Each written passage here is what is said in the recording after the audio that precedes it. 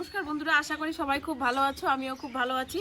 আজকে আমি নিয়ে এসেছি তোমাদের জন্য আরও নতুন একটা রান্না বলতে আজকে তোমরা থাম্বনেল দেখে সবাই বুঝতে পারতেছো যে আমি মাংস করব। মাংসটা একটু আলাদা ধরনের করব, আর তোমরা ফুল ভিডিও দেখো মাংসটা কীরকম করে আমি বানাচ্ছি আর কীভাবে বানাচ্ছি, তাহলে তোমরা বুঝতে পারবে। খুবই আলাদাভাবে বানাচ্ছি আমি মুরগির মাংস। এখানে আমি বসিয়ে দিয়েছি জল। এই জলটা খুব ভালো করে গরম হয়ে গেলে এর মধ্যে মুরগিটা দিয়ে আমি পরিষ্কার করে নেব।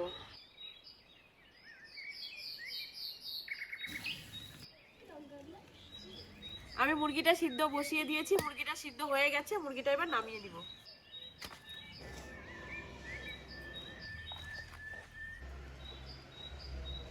এই মুরগিটার এখন লোমগুলো খুব ভালো করে পরিষ্কার করে নিব। পরিষ্কার করে নিয়ে কি করছি তারপরে তোমরা দেখবে। মুরগিটা তো খুব ভালো করে লোমগুলো পরিষ্কার করা হয়ে গেছে। যে দুই একটা গুড়ি গুড়ি লোম থাকবে এখন সেগুলোকে আবার পোড়া দিব।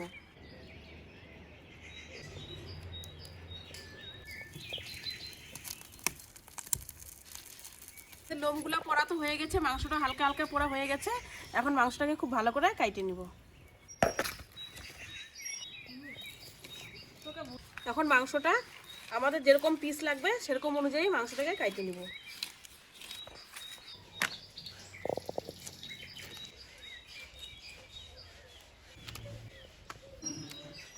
এখন কিন্তু তোমরা দেখছো, দেখতে একটু অন্যরকম লাগতেছে আর খাটনিও হচ্ছে, কিন্তু সেটা বড় কথা না। কিন্তু এরকম করে মাংস খেলে অসাধারণ টেস্ট লাগবে। আমি মাংসটা বানাই, তারপরে তোমরা দেখতে পারবে।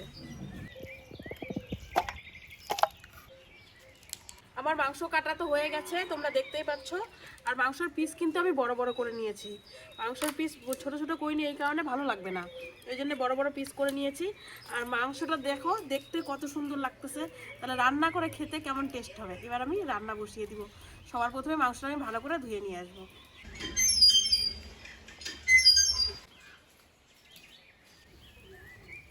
রান্নার জন্য কড়াই বসিয়ে দিলাম। কড়াইটা খুব ভালো করে গরম হয়ে নে, তারপরে তেল দিয়ে দিব। কড়াইয়ের মধ্যে দিয়ে দিলাম তেল।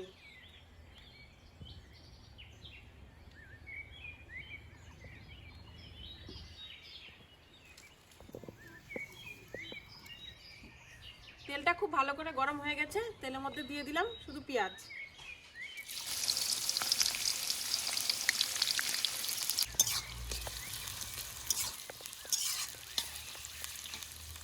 আর এখানে অল্প করে নিয়ে নিয়েছি কয়েকটা দালচিনি আর একটা এলাচ।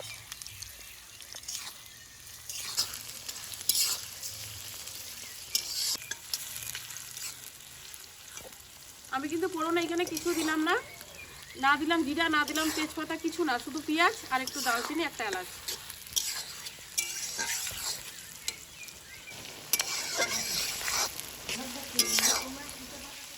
পেঁয়াজটা তো ভাজা হয়ে গেছে, এবার মাংসটা দিয়ে দিব।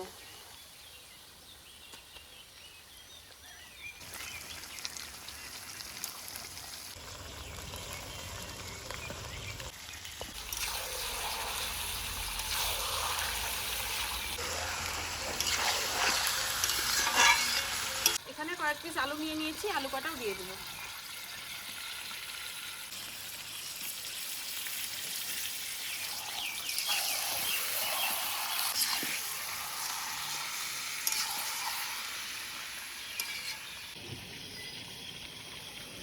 এখানে আমি যে মশলাগুলো নিয়েছি একে একে সব মশলাগুলো দিয়ে দিব। দিয়ে দিলাম জিরা বাটা, তারপরে দিয়ে দিলাম এখানে আদা বাটা আর একটু কাঁচা লঙ্কা বাটা, তারপরে দিয়ে দিচ্ছি রসুন বাটা, তারপরে এখানে লঙ্কা বাটা, লবণ,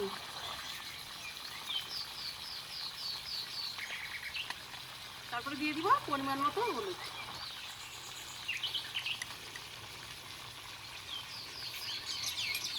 আমি কিন্তু এখানে একটা গুঁড়া মশলা ব্যবহার করিনি, সব কিছু বাটা মশলা দিয়েছি।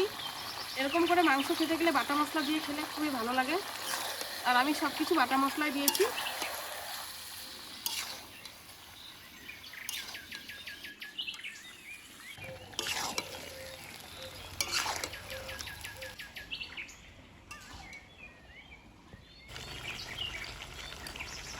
এখানে নিয়ে নিয়েছি আমি দুইটা টমেটো টুকরো করে নিয়ে নিয়েছি, এই টমেটো কটাও দিয়ে দিলাম।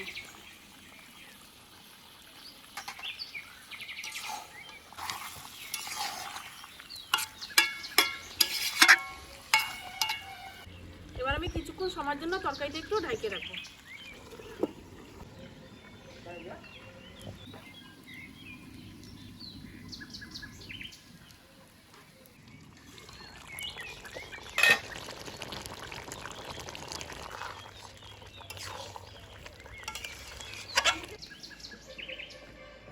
মাংসটা তো খুব ভালো করে কষানো হয়ে গেছে, এবার পরিমাণ মতো জল দিয়ে দিব।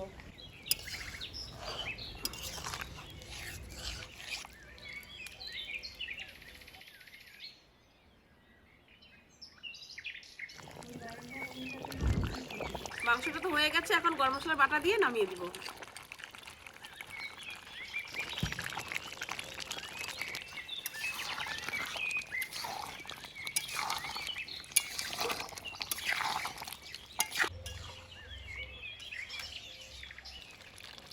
মাংসটা নামিয়ে নিলাম।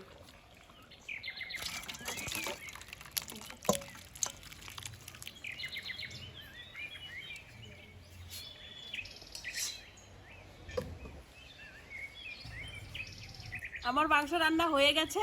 মাংসটা দেখতে তোমরা দেখতেই পাচ্ছ, অসাধারণ লাগতেছে, খেতে আরো টেস্ট হবে। এখন আমরা সবাই মিলে খেতে বসবো।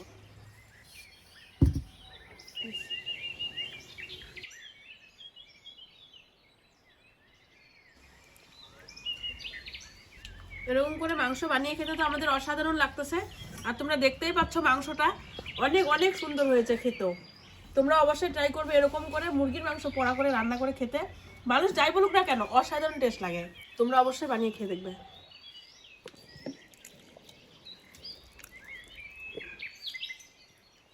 আমরা তো খেতে বসে গেছি, আর এরকম করে মাংস বানিয়েছি, সত্যি খুব ভালো লাগতেছে। আর তোমরা মাংস দেখে সবাই বুঝতেই পারতেছো যে মাংস খুবই টেস্ট হয়েছে, খুবই ভালো লাগতেছে। আর এভাবে মাংস করলে সবারই ভালো লাগবেই, কেন ভালো লাগবে না, সবাইরই ভালো লাগবে। আর তোমাদের সাথে দেখা হচ্ছে পরের কোনো নতুন ভিডিও নিয়ে। তোমরা সবাই সুস্থ থাকবে, ভালো থাকবে, টাটা।